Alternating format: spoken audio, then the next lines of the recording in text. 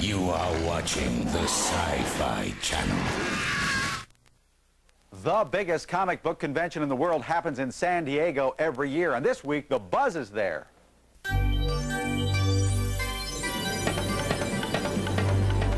Do you know this man? You should. Meet the man who started the golden age of comic superheroes on the Buzz. And speaking of comics, come with us to San Diego for Comic-Con. Nancy Holder is a nice person. What's she doing writing horror? And we're buzzing over to meet a master of effects, Steve Johnson.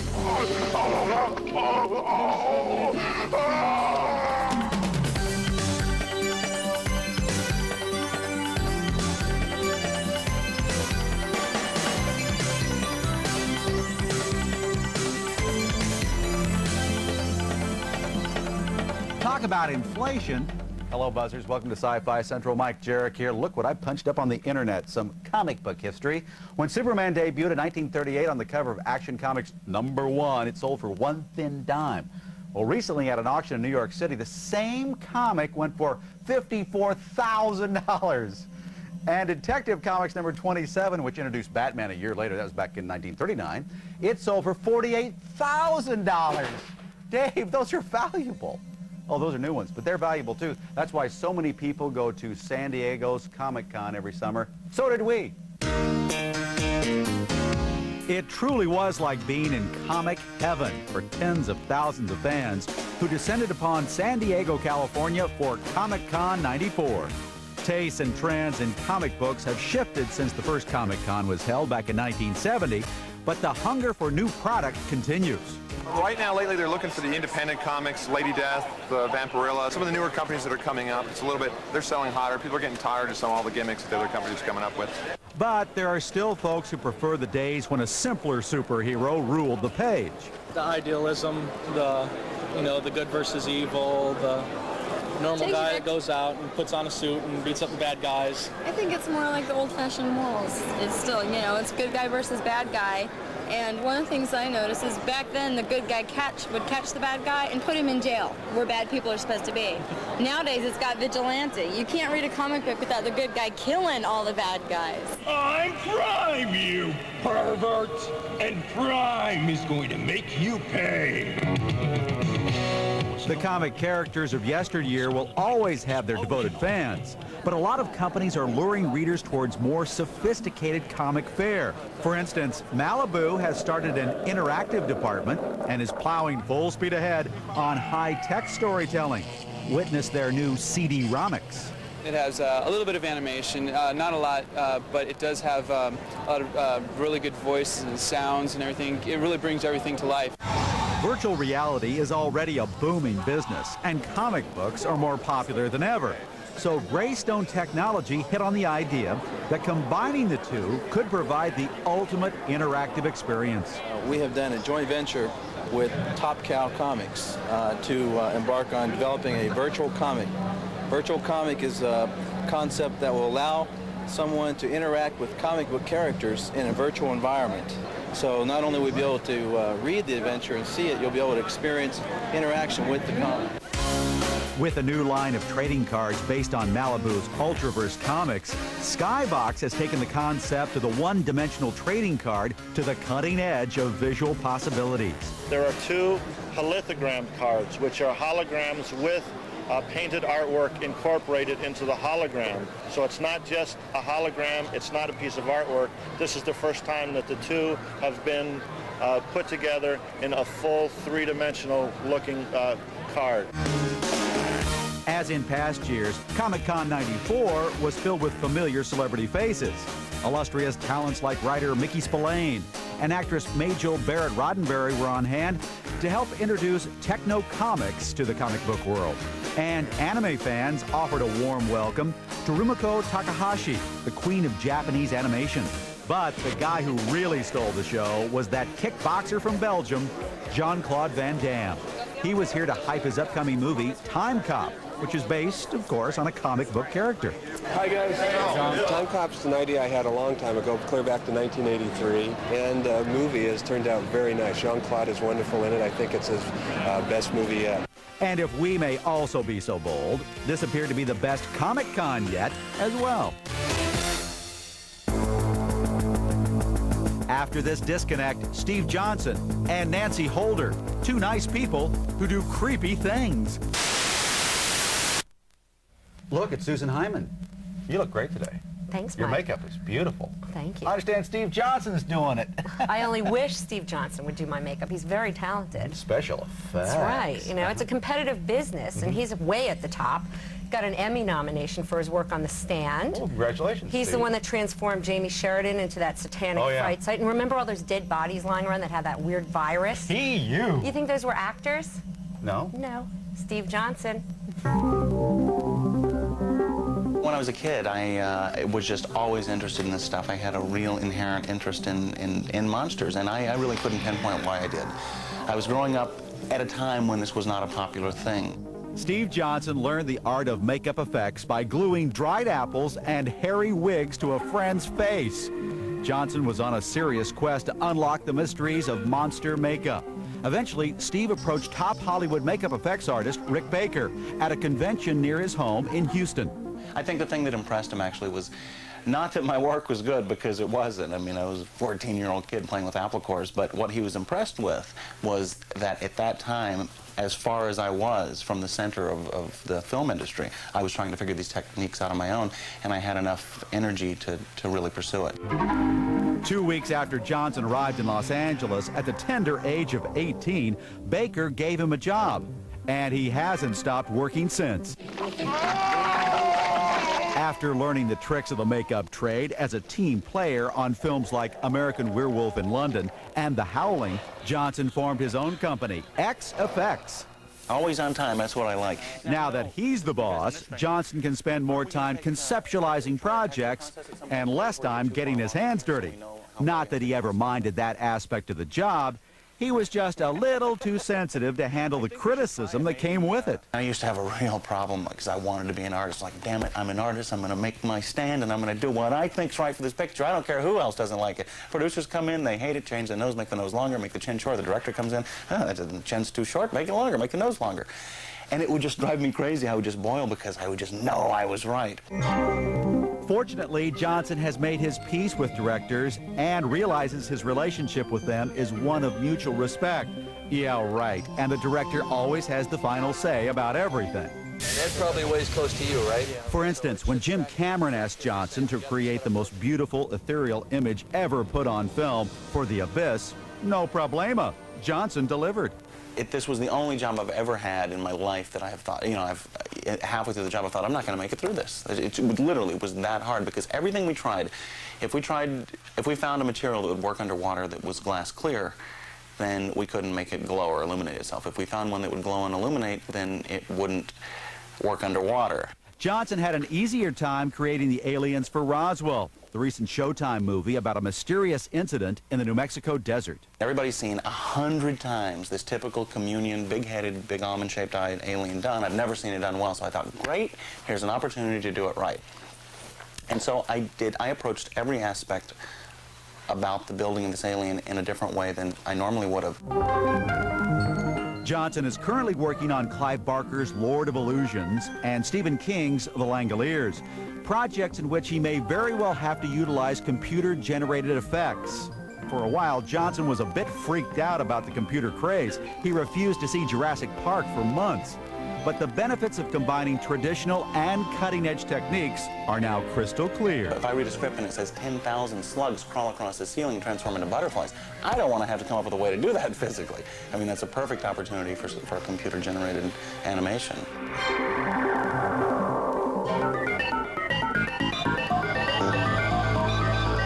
My name is Danny Owens. I would like to recommend The Second Life of Dr. Mirage comic book series from Valiant Comics. It delivers nice, clean storytelling and a wonderful storyline. The art's good, and it covers all the bases. It's a wonderful story. Hey, make sure you call the Buzz Board.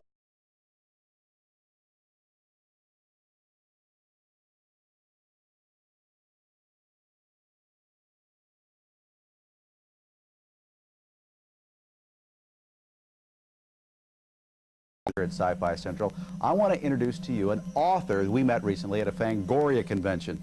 Now, this woman will give you the creeps. But the first line of Dead in the Water is, "This is how it will be when you drown." And a lot of people have come up to me and said that that was what got him to read the book. It says, "This is how it will be when you drown," and then it describes what it's like to drown. And I found out even more good drowning information since I wrote that book, because I have a forensic medical book, and I found out that when you drown, you froth. Oh, if only I'd known you froth. That's the kind of gleeful menace horror author Nancy Holder brings to her work. The jury is still out on her just-published novel, Dead in the Water, but if her recent and second Bram Stoker Award for Best Short Story is any indication, the book should do just fine, thank you. Nancy's first horror novel, written with Melanie Tam, was the acclaimed demon lover saga, Making Love. A former romance novelist, Holder is known for her ability to tap into the deep, dark secrets women don't dare express. There's a lot of things we don't want to say, but we wish somebody else would for us. And I have a feeling about that. I feel a connection with people about that, a sense.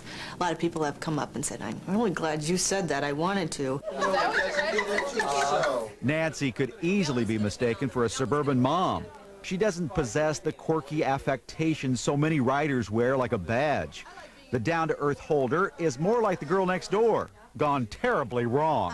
I didn't know I was a horror fan, but now looking on it, yes, I was. I had one of those Remco magic sets you could get, and the only toy I played with was you could chop this lady in half. She was put together with 2 magnets, which I now know, I didn't know then. You got a little sword with it, and you could just chop her in half, and I used to be fascinated. But all the other tricks, I don't know any magic tricks. But that, and I used to make these huge, elaborate funerals for my Barbie dolls. So I didn't know I was a horror fan, but I definitely was twisted. I don't know where my lunacy ends and somebody else's begins, but a lot of times I just remember funny things people have told me or confessed to me. I'm also a good listener, and people tell me things. My dad was a psychiatrist. He used to tell me about his cases, not with names, of course, and people's phobias and people's weirdnesses, and he'd come home and go, "God, this person came in my office today, and they go in closets. Oh, that's so weird." But he always felt so sympathetic about it, always so kind of, this is a really weird problem, but this poor guy is not being able to live his life. And I think I took that in. But it's the way Holder spews all the information she absorbs back out that makes her a unique voice on the horror scene. The secret to Nancy Holder's success may lie in her ability to be true to herself without taking herself too seriously.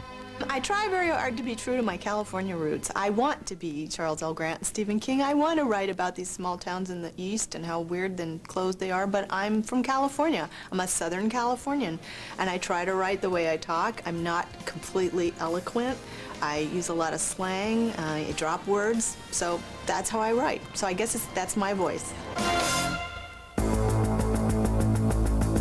Harlan Ellison introduces us to a comic book legend next.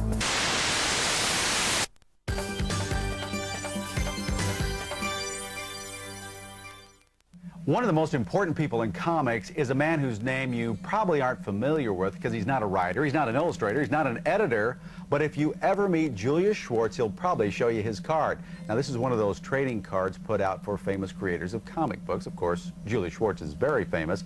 Our very own Harlan Ellison, who's been collecting comics since he was a little tot. I think Gutenberg himself put out his comics for him. Well, he wanted to introduce his friend, Julie Schwartz. For the last, I don't know, 35, 40 years, I have been friends with a man named Julius Schwartz. He hates being called Julius. Julie Schwartz. Fabled living legend, the DC editor who reinvented the Flash, Green Lantern, the Justice Society as the Justice League. Julie was a science fiction fan. Then he became a science fiction agent. And he was an agent from the years 1934 to 1944. And amazingly enough, this man, whom I am very touching now, this man was the first agent Ray Bradbury ever had. Tell us about your meeting with Ray Bradbury, Julie. Well, there I was at the first World Science Fiction Convention in 1939. And this fellow, who I did not know, I may have heard of him, tapped me on the shoulder and said, "I am going to be a writer and I want you to be my agent." But I said, "My boy," I said, "I only represent professionals." He said, "Someday I will be a professional. I'm willing to write a story a week until you sell one for me. I said, okay, go ahead and do it. Unfortunately, it took a little more than a year, but 1941, when I was about to leave for California with my friend Edmund Hamilton, Yes. I received a check for this Ray Bradbury. And rather than mail it, I figured we would drive there before the check would get there. Who bought the story and how much was it? Well, let me tell a little bit more. This is television. This is not the theater. We haven't got three acts I'm coming here. to the dramatic part. All right.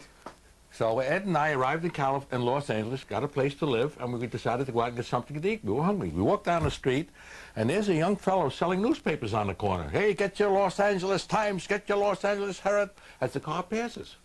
And we look, and what is now known as a double or triple take, it's Ray Bradbury. So he rushed over, and I said, Ray, I have good news for you. I have a check for the first story you sold. I've sold, it was called The Pendulum. It sold to Super Science Stories and received 1/2 penny a word. I think the whole check came for $35. $35. Divided, he collaborated with, so I think I made about 74 cents on that deal. That wasn't one of your big numbers. That was the big, but it was the start of Ray Bradbury's career, and I sold his next 69 stories. Now, okay, now it comes 1944, and you get a call from a buddy of yours, Mort Weisinger. No, I got a call from one of my clients named Alfred Bester. Was it Alfie Bester who got you in at D.C.? Oh, absolutely. Alfred Bester was writing Green Lantern at the time. And he was writing comics because there weren't enough science fiction markets to earn a living. So as a consequence, as an agent, a 10%, I wasn't either. So he suggested I go down to All American Comics, which is sort of a branch of DC, and apply for the job. I protested. I said, I've never read a comic. I don't know what they're all about. He says, buy a few comics, read them, and go down. So I invested 30 cents. That much? I bought 3 comics. That's the only money I ever spent on comics in my life. 30 cents.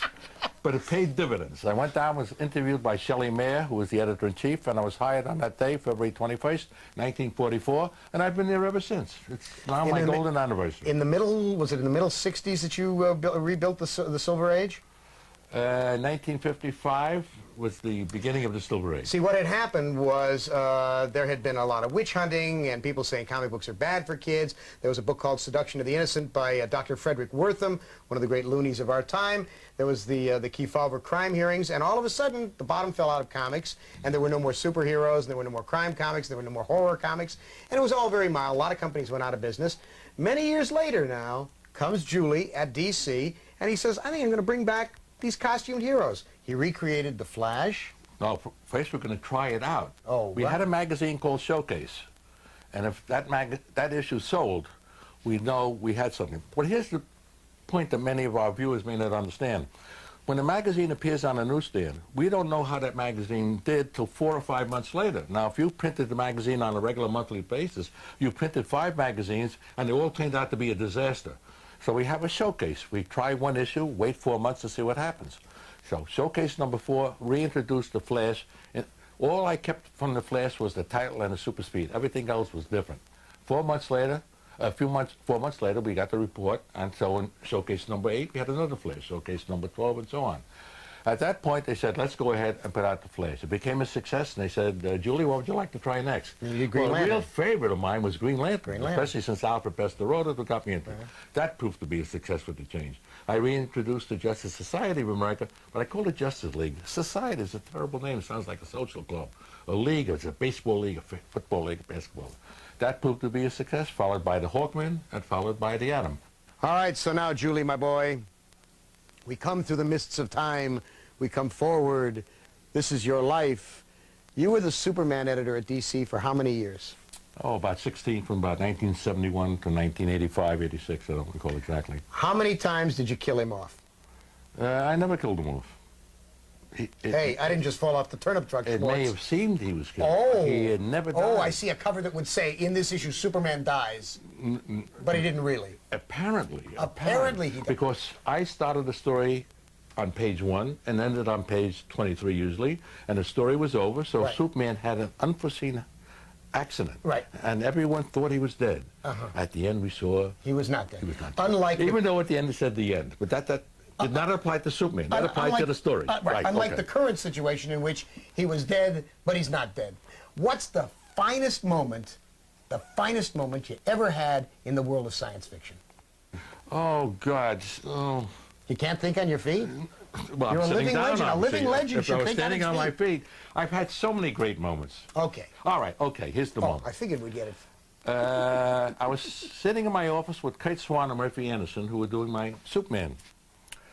And Jeanette Kahn, who's the president of DC Comics, sent in her administrative assistant, as they call it now, and said, everyone into the conference room, this is very important, drop whatever you're doing. So I look at Murphy and I look at Kate, and we're all wondering, and I say, uh-oh, this is it. You're all going to get canned. Marvel is finally taking us over, or DC is going out of business. This is the worst moment of my life. And got into the room, and on a long table were 4 bottles of champagne. Boy, this is really the toasting us and sending us off in style. A few moments later, Jeanette Kahn comes in, holding a magazine clenched to her, and she announced to one and all that this is Julie's 70th birthday, and we prepared a surprise for him. And the surprise was this, and there's an issue of Superman in which I appear on the cover, and Superman is flying in with a birthday cake to wish me happy birthday. Well, I thought it was just a cover gag, but I turned the cover over, and the story is about me. So that, I guess, is certainly one of the super best moments of my life. Julie Schwartz has also reached another comic milestone. He recently celebrated 50 full years with DC Comics. Congratulations, Julie. Well, Buzzers, we're out of time for Sci-Fi Buzz. Did I forget anything this week? Yeah, Mike, you forgot to tell the Buzzers where to get a Sci-Fi Buzz t-shirt. Oh, darn. And you forgot to tell everybody about the journey we're taking to London. Oh, double darn. There's just not enough time to do all this stuff. But, of course, there's always time at the end of the show to put up my name. Isn't that right? Hey, what about me? Let me talk to Jules real quick, the editor. Jules, take my name down now. Okay, put Susan's name up right in there. Okay, now Dave. There you go. How about Allison Makeup? Okay. Oh, don't forget Dick Crew. What about Ely? Executive producer. Oh, yeah, Ely behind the camera here. Can you get all those up? Looks nice. Now put my name back up. Make it flash. I want mine again. I want mine again. See you next week. Now make it really big. My name. Now, Susan flash. Hyman. Susan Hyman. Don't listen to her. See you next week. Mike. Join host Mike Jarek and director Steven Spielberg for Jurassic Park, the facts behind the fiction, next on the Sci-Fi Channel.